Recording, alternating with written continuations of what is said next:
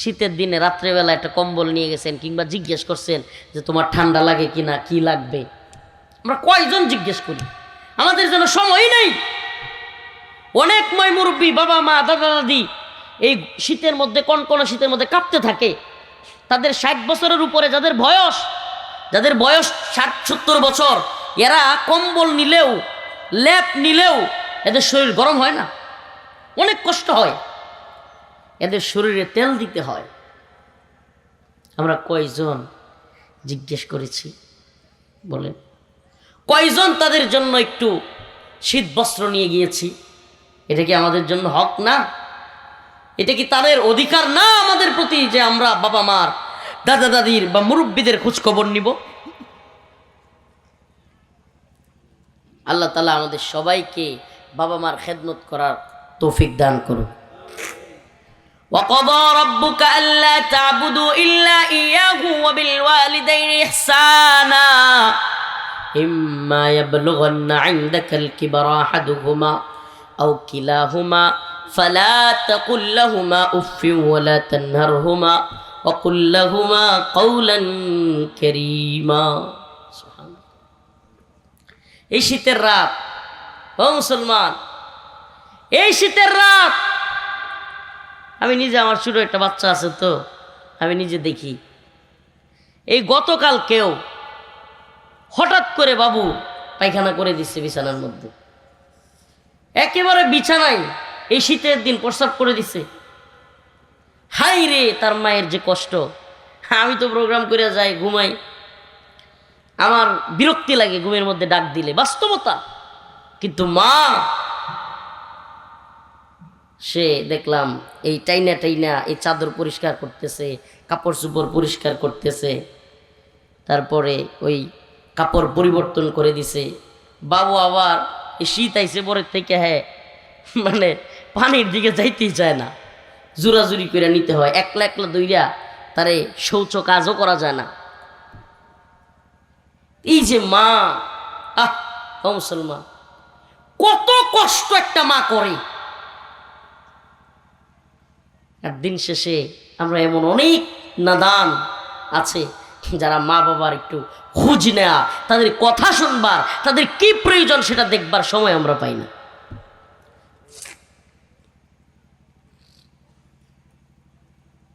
আল্লাহ তাআলা আমাদেরকে হেদায়েত দান করুন।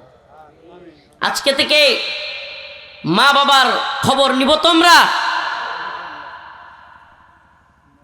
যার প্রতি মা বাবা অসন্তুষ্ট থাকে তার প্রতি আল্লাহ অসন্তুষ্ট থাকে। হে সন্তান, তুমিও একদিন পিতা হবে, তুমিও মেয়েদেরকে, আমাদের বোনদেরকে বলছি, তোমরাও একদিন মা হবে। এখনই আমাদের উচিত আমাদের মা বাবাকে সম্মান করা। প্রিয় ভাইরা আমার, আল্লাহ তাআলা আমাদেরকে মা বাবার খেদমত করে জান্নাতে যাওয়ার তৌফিক দান করুন। আল্লাহ রাসূল হাদিসের মধ্যে বলেছেন, আল জান্নাতু তাহতা আকদামিল উম্মাহাত, মায়ের পায়ের নিচে সন্তানের বেহেশত। সুবহানাল্লাহ। মা ছাড়া দুনিয়ায় আপন কেহ আর হয় না, কখনো হয় না। মা ছাড়া দুনিয়ায় আপন কেহ আর হয় না, কখনো হয় না। সীমাহীন যাতনায় বুক ভরা বেদনায়, সীমাহীন যাতনায় বুক ভরা বেদনায়। সব সময় আমাদের জন্য বাবা মা সব সময় এই যে দুঃখ সুখ কান্না হাসি সব সময় আমাদের বাবা মা আমাদের জন্য দোয়া করে। এই দুনিয়ায় আমনের সফলতায় সবচাইতে বেশি যেই মানুষটা খুশি হয় সেটা আপনার মা এবং বাবা। আপনি কি জানেন এই দুনিয়াবাসী আপনার আমার সফলতায় হিংসা করে? আপনি কি জানেন বাবা মা ছাড়া আপনার আমার সফলতায় আপনি দুনিয়াবি দিক থেকে কিংবা যে কোনো দিক থেকে একটা ভালো অবস্থানে যাচ্ছেন? পাড়া প্রতিবেশী আশপাশ, এমনকি চাচাতো ভাই, এমনকি একেবারে আশপাশের লোক হিংসা করে। একমাত্র আমি এই দুনিয়ায় দেখেছি আপনার আমার সফলতায়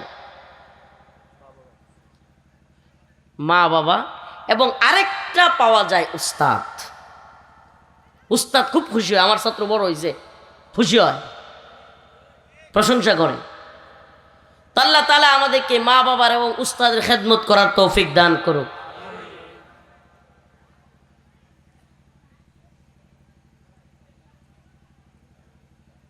প্রিয় ভাইরা আমার, আমি আসলে এই ঠান্ডার মধ্যে হঠাৎ করে, আমার আব্বা নাই তো,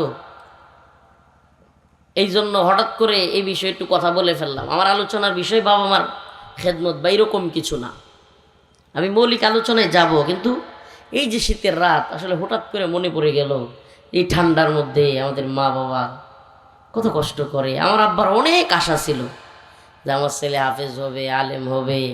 বিশ্বাস করেন, আমার আব্বা ভীষণ আশা করছিল যে বক্তা হবে। আব্বা কইতো, মানুষকে বলতো, আমার যে মামা আমার মাদ্রাসায় ভর্তি করছিল ওনারে বলতো যে আমার পোলাটা কোনো একদিন ওয়াজ করবো আর আমি বইয়া বইয়া শ্রোতা হইয়া শুনবো। কিন্তু আমি যখন ঢাকার যাত্রাবাড়ি মাদ্রাসায় 17 বারা হেফজ পড়ছি, তখনই আব্বা মারা গেছে, ওয়াজ শুনতে পারে নাই। তো দুনিয়ায় আমরা একদিন আছি, একদিন থাকবো না ভাই, সবাইকে চলে যেতে হবে। এই জন্য এই যে সঙ্গীতটা মনে পড়ে গেল, সীমাহীন যাতনায় বুক বড়া বেদনায় দুনিয়া ছেড়ে চলে যাই মা, মা ছাড়া দুনিয়ায় আপন কেহ আর হয় না, কখনো হয় না। আপনি বিশ্বাস করেন বা না করেন, আপনার মার চাইতে আপন দুনিয়ায় কেউ নেই। এটা আপনি বিশ্বাস করেন বা না করেন, এই দুনিয়ায় এর চাইতে বড় জঘন্য সন্তান, এর চাইতে বড় খারাপ লোক, বদমাশ লোক হইতে পারে না যে তার মা বাবাকে বৃদ্ধাশ্রমে পাঠায়। এরা কুলাঙ্গার। যে সমস্ত সন্তানেরা মা বাবারে বৃদ্ধাশ্রমে পাঠায় দেয়, মার বিরক্তি সহ্য হয় না, তোমার বিরক্তি তোমার সন্তানদের সহ্য হবে না, লাথি মারবে তোমাকে বেটা।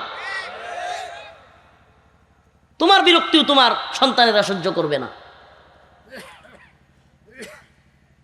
প্রিয় ভাইরা আমার, কি বলবো, বিয়ে শাদী না করলে কিংবা নিজের সন্তান না হলে একজন মার কি পরিমাণ কষ্ট, এটা আসলে বলতেই পারতাম না। কি পরিমাণ ব্যথা, কি পরিমাণে বমি একটা মার এই 10 মাস প্রেগনেন্সির সময় যায়, এটা যারা একবারে কাছ থেকে দেখেছে সেই সমস্ত স্বামীরা বলতে পারবে।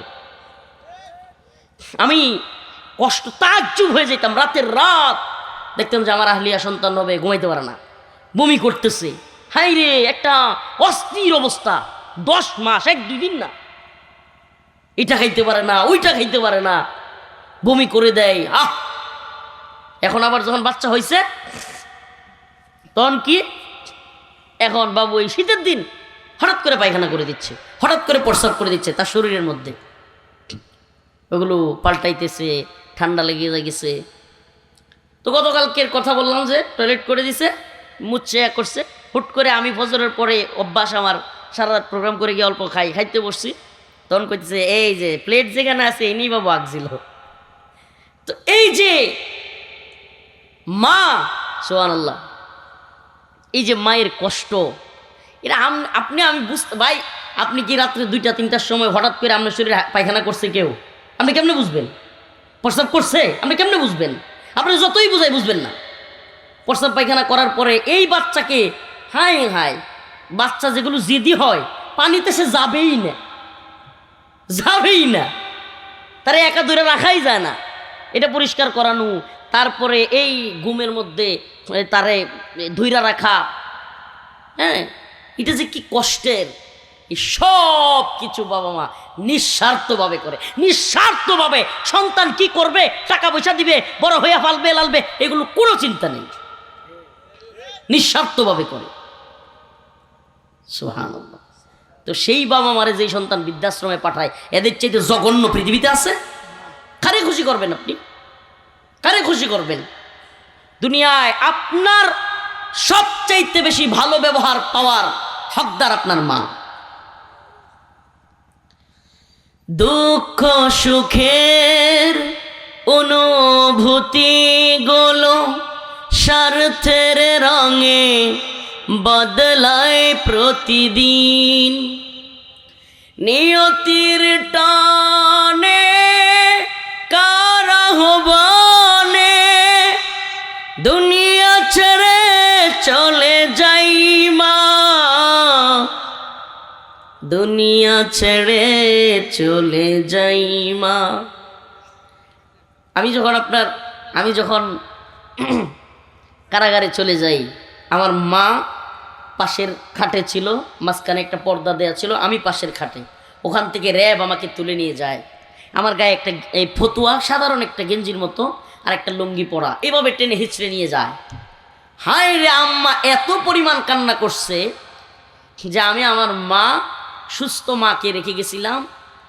কান্না করতে করতে করতে করতে সন্তানের জন্য চোখে ছানি ফেলে দিছে, চশমা লাগে, এখন অনেক দেখেও না, আম্মা অনেক কিছু দেখে না, এমন অবস্থা, কান্না করতে করতে করতে করতে। তো যখন কারাগারে দেখা করতে যাইতো, কিংবা গারদে বা বিভিন্ন সময় কথা হইলেই, ফোনেও কোনো সময় কথা হইলেই আমি আম্মারে দেখতাম যে চোখ দিয়ে গড়গড়াইয়া পানি পড়তেছে। আমি যখন এই গজলটা গায়ে শোনাইতাম, সবসময় আমি এই গজলটা কইতাম আম্মারে, আর খুশিতে মনটা বইরে যেত, তখন আর কান্না করতো না। এই জন্য এই গজলটা হঠাৎ মনে পড়ে গেল। ও সন্তানেরা, আজকে আমার সামনে কথা দেন, যে মাকে কষ্ট দিয়েছেন, বাবাকে কষ্ট দিয়েছেন, এই প্রোগ্রাম থেকে কথা দেন, যাদের বাবা আছে, মা আছে, বাড়িতে গিয়ে মাপ চাইবেন, বাড়িতে গিয়ে মাপ চাইবেন, চাইবেন তো ইনশাআল্লাহ। যে ভুল মনে করেন আমি সাম্প্রতিক রিসেন্ট কোনো ভুল করেন নাই, তবুও মাপ চাইবেন হাতে ধরে, আম্মা আমি যদি কোনো ভুল করে থাকি আমার মাফ করে দিও। বিশ্বাস করেন, আমার এখনো মনে আছে, আমার মামা মাওলানা আবু বকর, যিনি আমাকে মাদ্রাসায় ভর্তি করাইছিলেন, তিনি আমাকে ওই ছোটবেলায় বুদ্ধিটা দিয়েছিলেন। আমি বাড়িতে গিয়ে খালি আম্মারে আর আব্বারে কইছি, আব্বা আম্মা আমারে মাফ করে দিও। আব্বা আমারে বুকের মধ্যে নিয়া চিৎকার করে কান্না শুরু করছে, আল্লাহ তুমি আমার সন্তানরে কবুল করো, আল্লাহ তুমি আমার সন্তানরে আলেম বানাও। মানে এত খুশি হয়েছে, খালি মাপ চাইছি গিয়া বাড়িতে, মাদ্রাসা থেকে আসা হুজুরে বুদ্ধি দিয়ে দিছে যে মাপ চাম, হুদাই হাতে ধরে একটু মাপ চাইছি। আরে আম্মা আব্বার কান্না, আব্বা তখন ছিলেন, এত কান্না করছে, এত খুশি হয়েছে। বিশ্বাস করেন, এই এক চোখের পানির দোয়া আপনার দুনিয়া এবং আখিরাতের সফলতার দরজা খুলে যাবে। কারো কাছে গিয়া মিলাদার এই হাদিয়া লয়ে যাওয়া লাগবে না, দরকার নেই। এই এক দোয়া যদি মারে বাবার কাছে মাপ চাই, আরে মা বাবার কাছে মাপ চাইলে ছোট হওয়ার কিছু আছে? ছোট হওয়ার কিছু আছে? নেই। দেখছেন, সন্তান বিপদে পড়ছে, গুহার মধ্যে, এরকম পাহাড়ের গুহা, এখানে পাথর পড়ে গেছে, দরজা খুলে না, ঝড় বৃষ্টি হচ্ছে, কি ভয়ঙ্কর পরিস্থিতি, আর মনে হয় বেরোতে পারবে না, খাবার খেতে পারবে না, মারা যাবে। এই মুহূর্তে আল্লাহ বলছে, আল্লাহ আমি আপনার বান্দা গুনাহগার, কিন্তু আল্লাহ আমি আপনার গুনাহগার বান্দা হইলেও মাকে বাবাকে কোনো সময় কষ্ট দিতাম না, তাদেরকে খেদমত করতাম। আল্লাহ তাআলা একটু একটু গুহার খুলে দিছে, সুবহানাল্লাহ। আরেকজন, ওই তিনজন আল্লাহর বান্দার মধ্যে আরেকজন, খেয়াল আছে ঘটনাটা? একটু খেয়াল আছে? তিনজন, কয়জন? তিনজন আল্লাহর বান্দা গুহার মধ্যে আটকে গেছে, সামনে পাথর। তো দ্বিতীয় জন আল্লাহর কাছে বলছে, আল্লাহ আমার এক চাচাতো বোন রে আমি খুব ভালোবাসতাম, আল্লাহ সে খুব সুন্দরী, আল্লাহ আল্লাহ তার চেহারাটা অনেক ভালো, আমি সব সময় তারে কাছে পাইতে চাইতাম। আল্লাহ একদিন আমার সুযোগ চলে আসছে, আমি তারে টাকা দিয়া ফুসলাইয়া বাধ্য কইরা তার সাথে খারাপ কাজ করব। সেই মুহূর্তে ওই মেয়েটা বইলা বসলো যে দয়া কইরা আল্লাহর হস্তে আপনি আমাকে এরকম কিছু করবেন না, আল্লাহকে ভয় করেন, বৈধভাবে বিয়ের মাধ্যমে আমাকে আমার সাথে সম্পর্ক করেন। হে আল্লাহ, ওই যে আমার চাচাতো বোন বলছিল সুযোগ থাকা সত্ত্বেও, আল্লাহ আমি যখন বলছে আল্লাহকে ভয় করো, আমারে ভয়, আল্লাহর ভয়, আল্লাহ তখন আপনার ভয়ে আমি আমার ওই চাচাতো বোনকে সুযোগ থাকা সত্ত্বেও ব্যবহার করি নাই, তার গায়ে হাত দেই নাই। আল্লাহ এই উসিলাই হইলেও আজকে আমাদের এই পাথরটা সরাইয়া দেন।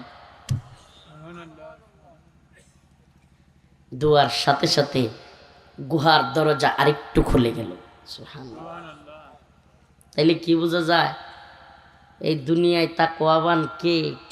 এই তাকওয়াটা বলার বিষয় না। তাকওয়াটা পাগড়ি আর টুপি আর পাঞ্জাবি দিয়া ইউটিউব আর ফেসবুকে ভিউ আর লাইক শেয়ার দিয়া বুঝানোর নাম তাকওয়া না। কথা বলেন না? ইয়া আইয়ুহাল্লাযীনা আমানুত্তাকুল্লাহ, হে ইমানদাররা আল্লাহকে ভয় করো। ওয়াকুলু কওলান সাদীদা, সঠিক সত্য কথা বলো। ইয়া আইয়ুহান নাস উ'বুদু রাব্বাকুমুল্লাযী খালাকাকুম ওয়াল্লাযীনা মিন ক্বাবলিকুম লাআল্লাকুম তাত্তাকুন।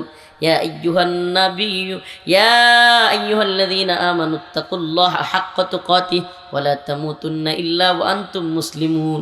আল্লাহ তাআলা অসংখ্য আয়াতের মধ্যে আল্লাহকে ভয় করার কথা বলেছেন। কিসের কথা? ইত্তাকুল্লাহ, আল্লাহকে ভয় করো, আল্লাহকে ভয় করো, আল্লাহকে ভয় করো। সুবহানাল্লাহ, অসংখ্য আয়াতের মধ্যে। ওই যে চাচাতো বোনকে সুযোগ পেয়েও ছেড়ে দিছে, আল্লাহর কাছে কবুল হয়ে গেছে। সুবহানাল্লাহ বলবেন। এই তাকওয়া বুঝতে হলে গভীর রজনীতে শীতের রাতে একা একা খালি রুমের মধ্যে নাউজুবিল্লাহ গুনাহের সুযোগ পাওয়াইছে, সেই সময় যে ব্যক্তি গুনাহ করতে পারে নাই, গুনাহ করবে না আল্লাহর ভয়ে, সেই হলো প্রকৃত তাকওয়াবান। জনসম্মুখে 50 জনের সামনে কোনো কাজ না করা, এটা তাকওয়ার আলামত না। হ্যাঁ, এটা অবশ্যই চক্ষু লজ্জার একটা বিষয়, এটাও আল্লাহর কাছে মূল্যায়ন আছে।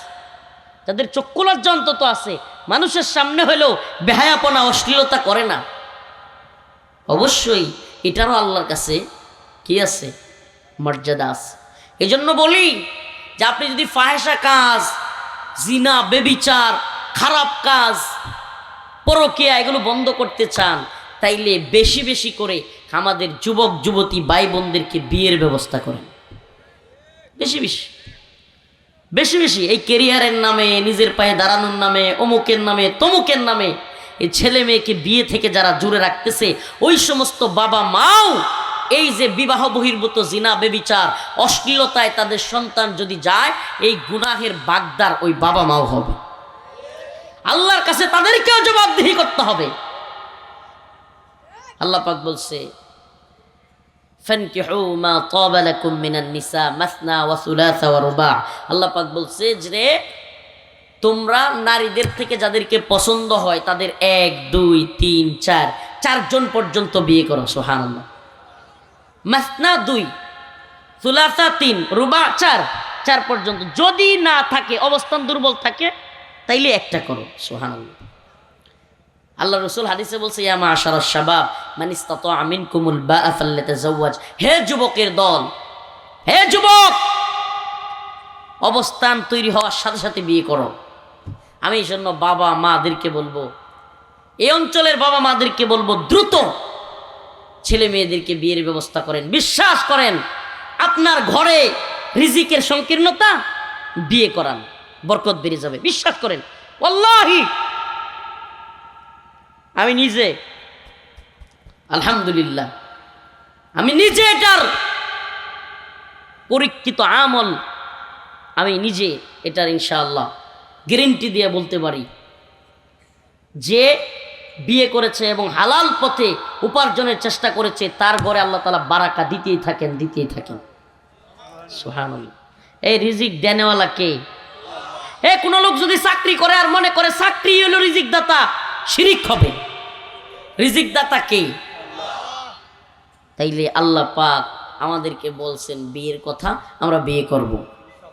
জিনা বেবিচারে জড়াবো, চাচাতো বোন, মামাতো বোন, খালাতো বোনের সাথে সম্পর্ক করব, স্কুল কলেজে ভার্সিটিতে যুবক যুবতী নাউজুবিল্লাহ বেহায়াপনা অশ্লীলতায় মত্ত।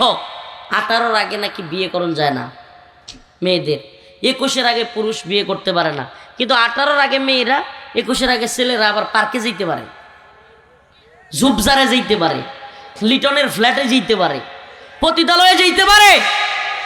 ওই ছোট্ট ছোট্ট মাসুম বাচ্চা পেটের মধ্যে দিয়া তারপরে ওই বাচ্চাকে হত্যা কইরা খুনি হইয়া ওই ডাস্টবিনে বাচ্চা ফেলে রাখতে পারে। নাউজুবিল্লাহ। ওই সময় বয়স লাগে না। শয়তানির তো একটা লিমিট থাকা দরকার। আল্লাহ বলছে বালেগা হওয়ার পরে বিয়ে করানোর ব্যবস্থা করা দরকার, ব্যাস, কোনো কথা নেই। আল্লাহ তাআলা ভালো জানেন তার বান্দা কবে বিয়ে করলে ভালো হবে, নাকি কোন? হ্যাঁ, আল্লাহর বান্দা কবে বিয়ে করলে ভালো হবে এটা কে সবচেয়ে ভালো জানে? সৃষ্টি করছে আল্লাহ। আল্লাহ জানে না কবে বিয়ে করলে ভালো হবে? হাসিনা ভালো জানে, ডক্টর মোহাম্মদ ইউনূস ভালো জানে? আল্লাহ সৃষ্টি করছে, আল্লাহ জানে না কবে মেয়েরা জরায়ুতে বাচ্চা নিতে পারবে, কবে ছেলেরা জরায়ুতে বাচ্চা দেওয়ার মতো সামর্থ্য হবে, এটা কে জানে? এখন তারা বয়সের লিমিট দিয়ে দিছে।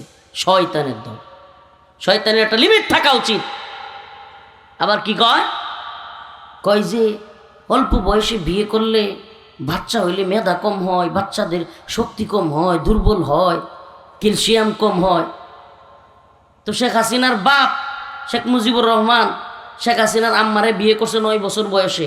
তো শেখ হাসিনার ক্যালসিয়ামের অভাব হয়েছে, ব্রেইনের অভাব পড়ছে?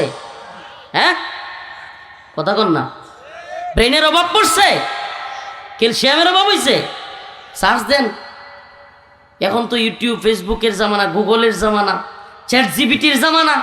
জানেন শেখ ফেজুলাতুন্নেসা মুজিবের শেখ মুজিবের সাথে বিয়ে কবে হয়েছে জানেন? একটু পরে এক সময় দেখে নিয়েন।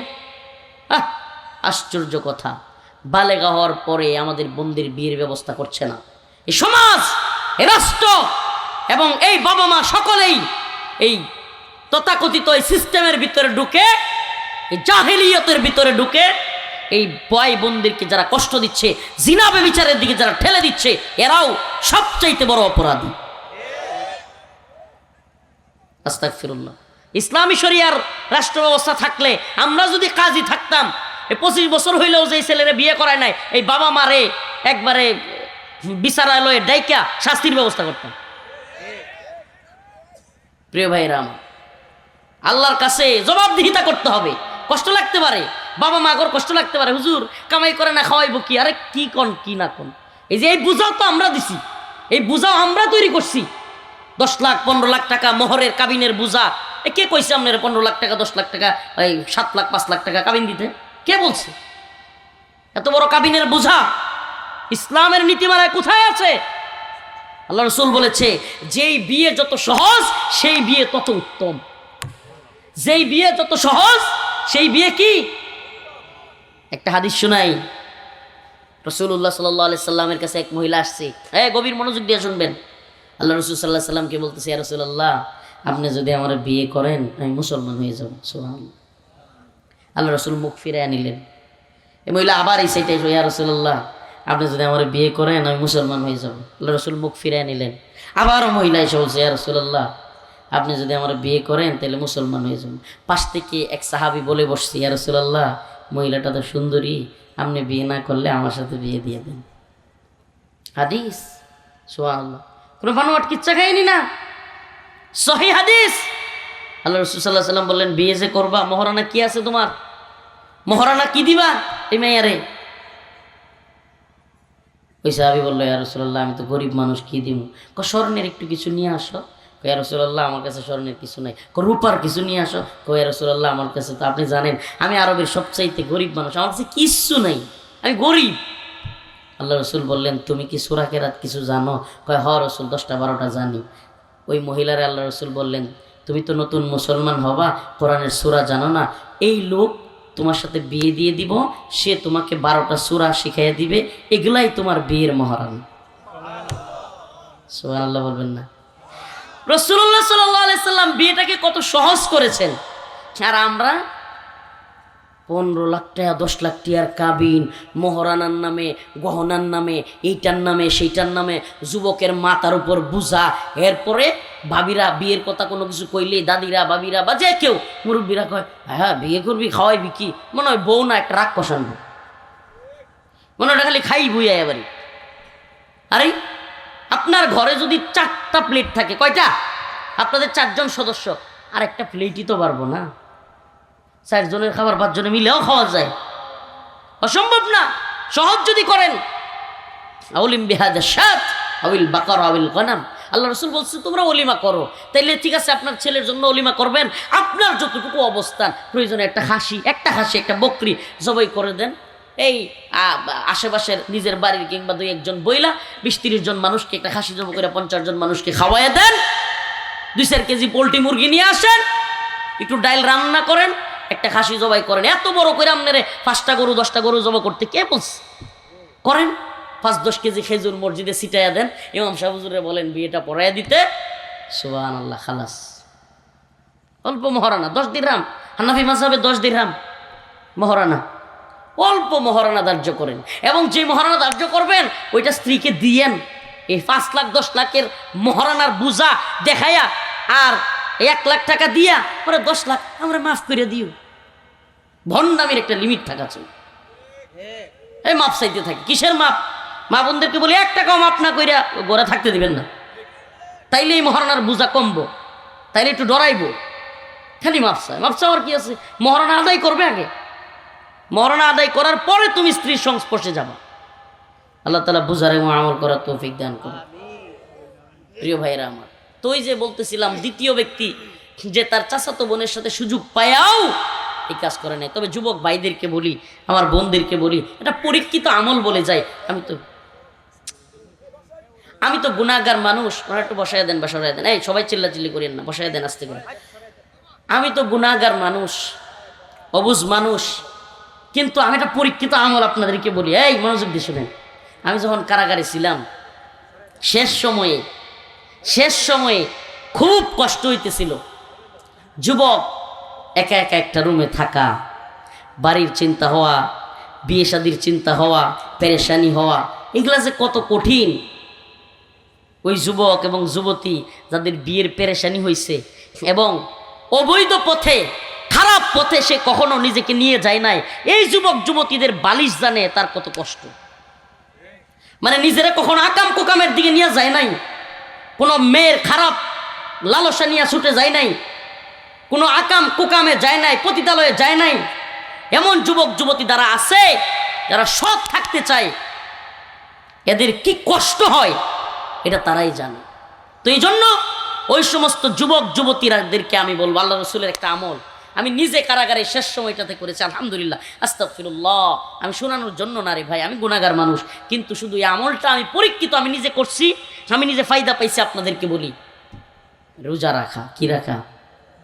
সোমবার বৃহস্পতিবারে নিয়মিত কোনো যুবক যদি রোজা রাখে, আল্লাহ তাআলা তার মন মতো স্ত্রী মিলাইয়া দিবে এবং দ্রুতই আল্লাহ তাআলা রিজিকের ব্যবস্থা করবে। সুবহানাল্লাহ। সোমবারে বৃহস্পতিবারে রোজা রাখবেন, হালাল পথে রিজিকের তালাশ করবেন, ইনশাআল্লাহ দ্রুত দেখবেন আপনার ব্যবসা কিংবা চাকরি যে কোনোটা ব্যবস্থা হয়ে যাবে। আল্লাহ তাআলা হালাল পথে একজন ভালো স্ত্রীর ব্যবস্থা করে দিবে ইনশাআল্লাহ। আর কষ্ট করতে হবে না। জীবন মানুষের এই জিন্দিগি, আল্লাহ দুনিয়ার জিন্দিগি দিয়েছে, এখানে কথা বলবার জন্য হলে একজন সাথী দরকার। এই জন্য আল্লাহ তাআলা বিয়ের ব্যবস্থা করেছেন। হালাল পথে যৌন চাহিদা মিটানোর ব্যবস্থা আল্লাহ যদি না করতেন, দুনিয়া পাপাচারে ভরে যাইত। আল্লাহ ব্যবস্থা দিচ্ছেন। আল্লাহ তাআলা আমাদের সবাইকে বোঝার এবং আমল করার তৌফিক দান করুন।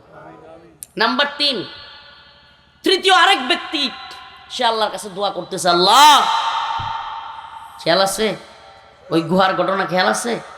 গুহায় পড়ে গেছে 3 আল্লাহর বান্দা, 3 জনই আল্লাহর কাছে তার বিশেষ বিশেষ আমল নিয়ে দোয়া করতেছে। প্রথম জন বাবা মার খেদমত করত, এই দোয়াটা করছে, একটু সরে গেছে। দ্বিতীয় জন তার বোনকে সে সুবিধা মতো স্থানে পাইয়াও চাচাতো বোনকে সে স্পর্শ করে নাই, আল্লাহর ভয়ে ছেড়ে দিছে। সুবহানাল্লাহ। আরেকটু গুহার দরজা সরে গেছে। 3 নম্বর আরেকজন, সে আল্লাহর কাছে বলছে, আল্লাহ, আমার এক কাজের লোক দিনমজুর, সে আমার কাজ কইরা টাকা না নিয়ে ভুলে চলে গেছিল। আল্লাহ, আমি সেই টাকাগুলো জমা রাইখা, আল্লাহ, আমি সেই টাকাগুলো দিয়া ব্যবসা করছি। এমন অসংখ্য ব্যবসা করতে করতে ব্যবসা বাইরে গেছে গা, ছাগল গরু সব বেড়ে গেছে, অনেক কিছু হয়ে গেছে তার ওই ছোট্ট মজুরি থেকে। অনেক দিন পর ওই লোক আমার কাছে আসছে। ওই লোককে আমি বলছি যে ভাই, আপনি যে মজুরি ফেলারিকে চলে গেছিলেন, এই মজুরি দিয়া আমি বাড়াইতে বাড়াইতে এই যে এত কিছু করছি। এই লোক অবাক হয়ে গেছে, কয় আমার সাথে মজা করেন, আমার সাথে মজা করেন, কয়গুলো সব আপনার মজুরি। সুবহানাল্লাহ। কয় আল্লাহ, আপনাকে রাজি খুশি করবার জন্য আমি সব কিছু তার টাকা দিয়া যত ব্যবসা প্রতিষ্ঠান করছিলাম সব তারে বুঝাই দিছি। বর্তমান দুনিয়াতে এমন লোক আছে, হ্যাঁ, এত বড় ব্যবসা প্রতিষ্ঠান এত কিছু করছে, সব কিছু বুঝাই দিছে কারে? ওই দিন মজুর যে তার কাজ কইরা ভুলে চলে গেছিল। আল্লাহ তাআলা রাজি খুশি হইয়া সমস্ত পাথরের মুখ সরাই দিলেন। সুবহানাল্লাহ। আর হুজুর বলেন সুবহানাল্লাহ। তো যে আয়াত কারিমা তিলাওয়াত করেছিলাম, ইয়া আইয়ুহান নাসু দুরিবা মাসালুন ফাসতামিউ লাহু ইন্নাল্লাযীনা তাদউনা মিন দুনিল্লাহ লা ইয়াখলুকু যুবাবান ওয়ালাউ ইজতামাউ লাহু ওয়া ইন ইয়াসলুবহুমুদ-যুবাবু শাইআ লা ইয়াস্তানকিদুহু মিন দুআফাত-তালিব ওয়াল মাতলুব। ও দুনিয়াবাসী, ও টাঙ্গাইলের মুসলমান, আল্লাহ রাব্বুল আলামিন বলেন, ইয়া আইয়ুহান নাস, হে লোক সকল, দুরিবা মাসালুন, তোমাদেরকে একটা উদাহরণ দিই, ফাসতামিউ লাহ, মনোযোগ সহকারে শ্রবণ করো। আল্লাহ পৃথিবীর সমস্ত মানুষকে উদ্দেশ্য করে বলছেন, ইয়া আইয়ুহান নাস দুরিবা মাসালুন ফাসতামিউ লাহ, একটা উদাহরণ দিচ্ছি, উপমা দিচ্ছি, মনোযোগ দিয়ে শুনবে। ইন্নাল্লাযীনা তাদউনা মিন দুনিল্লাহ, তোমরা আল্লাহকে বাদ দিয়া যাদেরকে ডাকো, লা ইয়াখলুকু যুবাবা, আল্লাহরে বাদ দিয়া যাদেরকে ডাকো এরা একটা মশা মাছি বানানোর ক্ষমতাও নেই। এই দুনিয়ার সমস্ত ক্ষমতাসীনরা একত্রিত হইয়াও, দুনিয়ার সমস্ত তাগুতেরা, দুনিয়ার সমস্ত জালেমেরা, দুনিয়ার সমস্ত ক্ষমতাসীনরা, এই Hasina, Modi, Netanyahu, Donald Trump কিংবা গোটা পৃথিবীর তথাকথিত সুপার পাওয়ারেরা একত্রিত হইয়াও আল্লাহ বলেন লা ইয়াখলুকু যুবাবা, একটা মশা মাছি বানানোর ক্ষমতা এদের নেই। তাইলে এই দুনিয়ায় কোনো কিছু করব একমাত্র কার জন্য? যার সব কিছু করার ক্ষমতা আছে তারই তো আমরা রাজি খুশি করব। কি বলেন? যার সব কিছু করবার ক্ষমতা আছে, রাজি খুশি করতে হলে তাকেই করব। এই যে একটা ঘটনা আপনাদেরকে বললাম, সুবহানাল্লাহ, মায়ের খেদমত করছে আল্লাহর রাজি খুশি করবার জন্য, চাচাতো বোনকে খারাপ কাজে সুযোগ পাইয়াও করে নাই আল্লাহর ভয়ে, আল্লাহকে রাজি খুশি করবার জন্য। দিন মজুর মজুরি না নিয়ে চলে গেছে, বিশাল সম্পদ মজুরির মাধ্যমে বাড়াইছে, নিজে ওই সম্পদ বুঝাই দিছে আল্লাহকে রাজি খুশি করবার জন্য। আমরা একটা শিক্ষা এখান থেকে অর্জন করতে পারি যে আল্লাহকে রাজি খুশি করবার জন্য যদি কোনো ব্যক্তি কাজ করে, দুনিয়া এবং আখিরাত উভয় জগতে সে সফল হয়। ঠিক কি ঠিক না? প্রিয় ভাইরা আমার, বন্ধুগণ আমার, আপনারা অনেকেই বলবেন, হুজুর আপনার ইউটিউবে ফেসবুকে কত কিছু দেখলাম, হুজুর আজ কি বয়ান টয়ান করলেন? আমি খায়ের সাথে ওয়াজ করি না। যেই দিন যেই রকম বয়ান করতে মনে চায়, যেইটা ভালো মনে হয়, এই যে একটু আগে নামাজের ওয়াজ করে আসছি, দেখেন আমাদের কাজটা কি? উম্মতের ইসলাহের জন্য কিছু কথা বলা। এতে করে হয় কি জানেন, আমরা যখন এই মঞ্চগুলোতে বসে আপনাদেরকে সুবহানাল্লাহ নসিহত দেই না বা কোনো বিষয়ে ইসলামের জন্য বলি না, নিজের মধ্যেও তখন ধাক্কা লাগে, হ্যাঁ রে আমিও কি এই গুনাহটা করে ফেলতেছি কিনা, আল্লাহ আপনি আমারে মাফ করে দেন, কিংবা আল্লাহ আমার সঠিক পথে চালান, কিংবা এই বিষয়গুলো যেন আমিও এড়াইয়া চলতে পারি। তো এই জন্য চেষ্টা করি যে সব রকমের সকল বিষয়েই কথা বলবার, সব জায়গায় একই রকম কথা বলি না। গ্রামগঞ্জের প্রোগ্রামে একরকম কথা বলি, শহরের প্রোগ্রামগুলোতে একরকম কথা বলি, রাজনৈতিক সভা সমাবেশগুলোতে একরকম কথা বলি। চেষ্টা করি প্রিয় ভাইরা আমার, দিন শেষে তো আল্লাহর কাছে ফিরে যাব। কার কাছে? কথা কন, আল্লাহর কাছে ফিরে যাব না? তাইলে যদি আল্লাহর কাছেই ফিরে যায়, রাজি খুশিও করব কাকে? বলেন কাকে? আল্লাহকে রাজি খুশি করবো। আল্লাহর গোলামি করি এই জমিনে, কোনো দলের গোলামি করি না, কোনো দেশের গোলামি করি না। এ দেশের অনেক দল আছে ভারতের দালালি করে, আমেরিকার দালালি করে, চীন, জাপান কিংবা যুক্তরাজ্য, যুক্তরাষ্ট্রের দালালি করে। আমরা এগুলো কারো দালালি করি না, আমরা একমাত্র আল্লাহর দালালি করি, আমরা একমাত্র আল্লাহর গোলামি করি। অতএব এই দুনিয়ায় আল্লাহর গোলামি কইরা যদি জীবনটা পার করতে পারি, আল্লাহর কাছে ক্ষমা পাওয়া যায়, আল্লাহ যদি জাহান্নামের আগুন থেকে মুক্তি দেয়া দেয়, আল্লাহ যদি জান্নাতের জন্য কবুল করে নেয়, এর চাইতে বড় সফলতা আর নেই। ফামান যুহজিহা আনিন নার ওয়া উদখিলাল জান্নাতা ফাকাদ ফাজ ওয়ামাল হায়াতুদ দুনিয়া ইল্লা মাতাউল গুরুর। আল্লাহ বলছে জাহান্নামের আগুন থেকে যে মুক্তি পাইল, জান্নাতে যে প্রবেশ করলো, ফাকাদ ফাজ, সেই ব্যক্তি হলো চূড়ান্ত সফল। সুবহানাল্লাহ। তো যে আয়াত পড়লাম, যে আল্লাহ বলছে এটা উপমা দেই তোমাদেরকে, লা ইয়াখলুকু যুবাবা, দুনিয়ার সমস্ত ক্ষমতাসীনরা মিলেও একটা মশা মাছি বানাইতে পারবে না। হাদিসের মধ্যে আসছে, আল্লাহ রাসূল সাল্লাল্লাহু আলাইহি সাল্লাম বলেন, এর চাইতে বড় অত্যাচারী, এর চাইতে বড় জালেম আর কেউ না, যে আল্লাহর সাদৃশ্য বানাইতে চায়। সেজন্য আল্লাহ পাক এই মূর্তি বানাইলে, ভাস্কর্য বানাইলে, শেখ মুজিবের হোক, জিয়াউর রহমান সাহেবের হোক বা যারই হোক, মূর্তি ভাস্কর্য এগুলো বানাইলে আল্লাহ তাআলা এর জন্য অনেক বেশি রাগান্বিত হন। আল্লাহ রাসূল বলেছেন যে তার চাইতে বড় জালেম, তার চাইতে বড় অত্যাচারী কেউ নাই, যে আল্লাহ তাআলার সৃষ্টির সাদৃশ্য কিছু বানাইতে চায়। আল্লাহ তাআলা বলেন, যদি বানাইতেই চাও, পারলে একটা মশা মাছি সবাই মিলে বানাও। আছে পৃথিবীর কোনো ক্ষমতাশীল মশা মাছি একটা বানাইতে পারবে? সারা পৃথিবী মিলাও একটা মশা মাছি বানানো সম্ভব? এই রবট দিয়া মানুষ বানায়, ঠুস করে ঠ্যাং ঠুং উল্টা পাল্টা পড়ে যায়। ভিডিও তো দেখেন, রোবট বানায়, ভিতরে মেমোরি ফিট করে দেয়, যতটুকু মেমোরিতে কথা ডাউনলোড করে দেয়। মনে করেন আপনি কথার কথা, এই যে মোবাইলটা, এটার ভিতরে একটা রেকর্ড লাগাইয়া দিয়া আপনার বয়সগুলো দিলে এটা বলবে না? এখন এই বয়সটাই, এই মেমোরিটাই যদি আপনি আকৃতিতে এরকম প্লাস্টিক দিয়া মানুষের মতো আকৃতিতে ওটার ভিতরে মেমোরি লাগাইয়া দেন, আর ওটার মধ্যে সেট আপ দিয়ে দেন, তাইলে আপনি যা জিগাইবেন ওইটা কইব। মানে মোবাইলেও যেমন ChatGPT আয়, ওটাও বলবে। এই আর কি। ওইটা কি রক্ত মাংসের মানুষের মতো মেধা রাখে? সম্ভব? ওইটার কি যৌন চাহিদা আছে? সন্তান জন্ম দিতে পারবো? কোনো কিছুই না। তাইলে আল্লাহ আমাদেরকে বানাইছে, সুবহানাল্লাহি ওয়া বিহামদিহি, আল্লাহ আমাদেরকে বড় আশা করে বানাইছে, এই মানুষ আল্লাহর ইবাদত করবে। আল্লাহ পাক আমাদের সবাইকে কবুল করুন। আল্লাহ বলছে লা ইয়াখলুকু যুবাবা, এরা মশা মাছি বানাইতে পারবে না।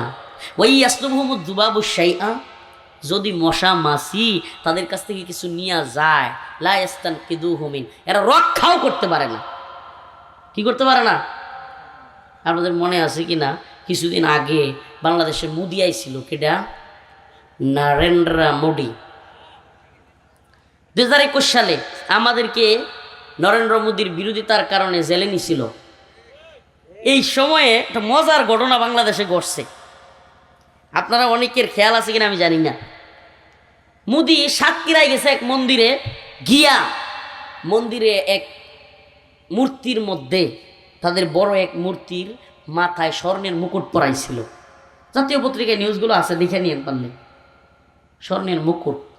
মোদি চলে যাওয়ার পরে এই কয়েকদিন আগে ওই মুকুট কেটে চুরি করে লয়ে গেছে। এখন ওই মুকুট কেড়া নিয়ে গেছে, এই জন্য বাংলাদেশে তো বোঝেন না, কিছু হইলেই যখন মানুষ উত্তপ হয়ে যায়, মানুষ রাগান্বিত হয়ে যায়, ক্ষুব্ধ হয়ে যায়, তখন হুট করে কয় 3 সদস্যের তদন্ত কমিটি গঠন করা হয়েছে। এটা হলো নর্মাল একটা বিষয়। তো ওই মুকুট উদ্ধারের জন্য 3 সদস্যের উদ্ধার অভিযানের কমিটি, তদন্ত কমিটি গঠন করছে। তো এক ভাই পোস্ট করছে, আগে সে অমুসলিম ছিল, হিন্দু ছিল, এখন সে মুসলমান হয়েছে। ওই রকম আমাদের এলাকার এক ভাই নবমুসলিম ওয়াসিক বিল্লাহ নোমানি, উনি পোস্ট করেছে যে তদন্ত কমিটির স্বার্থে, তদন্তে দ্রুত মুকুট পাওয়ার স্বার্থে আমার তদন্ত কমিটির প্রতি বিনীতভাবে রিকোয়েস্ট থাকবে, আপনারা ওই মূর্তির গিয়ে জিজ্ঞেস করেন তার মাথা থেকে মুকুট কেড়ে নিল। লা ইয়াখলুকু যুবাবা ওয়া ইন ইয়াসলুবহুমুয যুবাবু শাইআ ওয়া ইন ইয়াসলুবহুমুয যুবাবু শাইআ লা ইস্তানকিদুহু মিন। আল্লাহ বলেন, আরে এরা তো কিছু তো বানাইতে পারেই না, ওই মূর্তির যারা পূজা করে এরা জানেই না, যাদের পূজা করে এরা তো নিজেরাই লা ইস্তানকিদুহু মিন, সামনে যে খাবার রাখে ওই খাবার রক্ষাই করতে পারে না। দাউফাত তালিবু ওয়াল মাতলুব, কতই না দুর্বল এরা, যে চায় এবং যার কাছে চায় এরা কতই না দুর্বল। আল্লাহ তাআলা আমাদের সবাইকে বুঝার এবং আমল করার তৌফিক দান করুক। ওয়া আখিরু দাওয়ানা আনিল হামদুলিল্লাহি রাব্বিল আলামিন। আসসালামু আলাইকুম ওয়া রাহমাতুল্লাহি ওয়া বারাকাতুহু। আল্লাহ তাআলা যে কথাগুলো বললাম বুঝার এবং আমল করার তৌফিক দান করুক। আল্লাহ তাআলা আমাদের সবাইকে পিতামাতার খেদমত এবং মজুরদের, দিন মজুরদেরকে তাদের পাওনা সঠিকভাবে বুঝাইয়া দেওয়ার এবং আল্লাহ তাআলা আমাদেরকে নামাজ পড়ার এবং একমাত্র আল্লাহর গোলামি করার, আল্লাহকে রাজি খুশি করবার তৌফিক দান করুক। সুবহানাকাল্লাহুম্মা ওয়া বিহামদিক, আশহাদু আল্লা ইলাহা ইল্লা আনতা, আস্তাগফিরুকা ওয়া আতুবু ইলাইক। আর কেউ আছে দোয়া করব? আলহামদুলিল্লাহি রাব্বিল আলামিন আর রহমানির রহিম মালিক ইয়াউমিদ্দিন ইয়াকা না'বুদু ওয়া ইয়াকা নাস্তাঈন। হে আল্লাহ পাক পরওয়ারদিগারে আলম, আমাদের জীবনের জিন্দেগানির সমস্ত গুনাহ খাতা মাফ করিয়া দেন রব্বুল আলামিন। মাওলাই করিম, ফিলিস্তিনের মুসলমানদেরকে হেফাজত করেন Allah. Bosnia, Chechnya, Mali, Somalia, Yemen, Afghan, Uighur, Kashmir, Arakan, Libya, Syria সমস্ত ভূখণ্ডের মুসলমানদেরকে হেফাজত করেন। হে আল্লাহ আমাদের এই ভূখণ্ডের মুসলমানদেরকে হেফাজত করেন হিন্দুত্ববাদীদের ষড়যন্ত্র থেকে, আওয়ামী লীগের ষড়যন্ত্র থেকে, যত ধরনের জালিমদের ষড়যন্ত্র আছে, আমেরিকার ষড়যন্ত্র থেকে, সমস্ত ষড়যন্ত্র থেকে এই ভূখণ্ডকে আপনি হেফাজত করেন রব্বুল আলামিন। মাওলাই করিম, আমাদের যারা অসুস্থ আছে তাদেরকে সুস্থতা দান করেন, ঋণগ্রস্তদের ঋণ পরিশোধ করার তৌফিক দান করেন, অভাবীদের অভাব দূর করেন। হে আল্লাহ যারা মুসিবতে আছে বালা মুসিবত দূর করেন। হে আল্লাহ আমাদের মধ্যে যাদের বাবা নাই, যাদের মা নাই, তাদের বাবা মার খবরকে জান্নাতের বাগান বানায়া দেন। যাদের বাবা মা আছে তাদের খেদমত করে আল্লাহ জান্নাত কামাইবার তৌফিক দান করেন। আল্লাহ আমাদেরকে নামাজি বানায় নেন। আল্লাহ আমাদেরকে গুনাহমুক্ত জীবন দান করেন। আল্লাহ আপনার নাফরমানি থেকে মুক্ত জীবন দান করেন। আল্লাহুম্মা আরযুকনা শাহাদাতান ফি সাবিলিক। আল্লাহ আপনার দ্বীনের জন্য শহীদ হওয়ার তৌফিক দান করেন। আল্লাহ আপনি আমাদেরকে মাফ করে দেন। আল্লাহ আজকের প্রোগ্রামকে কবুল করে নেন। আল্লাহ যারা আল্লাহ এই প্রোগ্রামে শ্রমগাম দিয়েছে, টাকা পয়সা দিয়েছে, সবার নেক মাকাসিদ আপনি পূরণ করে দেন। সুবহানা রাব্বিকা রাব্বিল ইজ্জাতি আম্মা ইয়াসিফুন। আল্লাহ যারা প্রবাসে আছে সহি সালামতে রাখিয়েন বিরহমাতিকা ইয়া আরহামার রাহিম।